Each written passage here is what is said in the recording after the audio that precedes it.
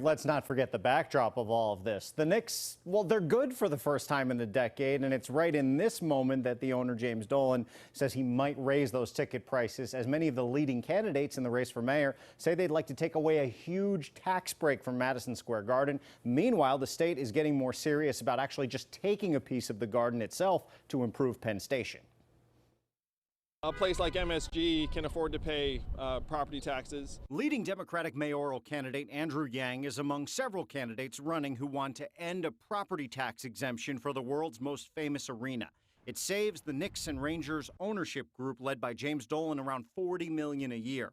Yang wants that money in part to pay for his basic income proposal supporting New Yorkers living in extreme poverty. He downplayed any pushback from Dolan, joking that the Knicks are on a winning streak. I hope James Dolan's, at least feeling good about that. But Dolan seems ready to fight back. He says losing the tax break could increase ticket prices for fans. That's not the best message, in my opinion.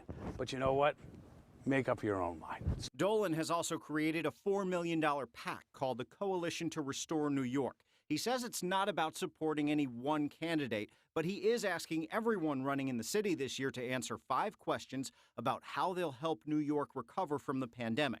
Dolan, a supporter of former President Trump, might now be getting involved in city politics because ending the garden's property tax break has become a bipartisan issue. Leading Republican candidate Curtis Sliwa says he wants to do property tax reform to pay for more police. Since 1982, they have a sweetheart deal that enables them to pay no property tax. And the state is coming after Madison Square Garden as well. Governor Cuomo and the MTA have long coveted the more than 5,000-seat Hulu Theater at MSG to expand and improve Penn Station. Just yesterday, the MTA released renderings of what Penn might look like if that happened. The tax break on the garden has saved Dolan and the ownership group for the Knicks and Rangers more than $500 million over the years. And while it would be on the state to repeal the tax break, the garden's operating permit with the city expires in just 2 years. So there'd be a negotiation with the next mayor and new city council.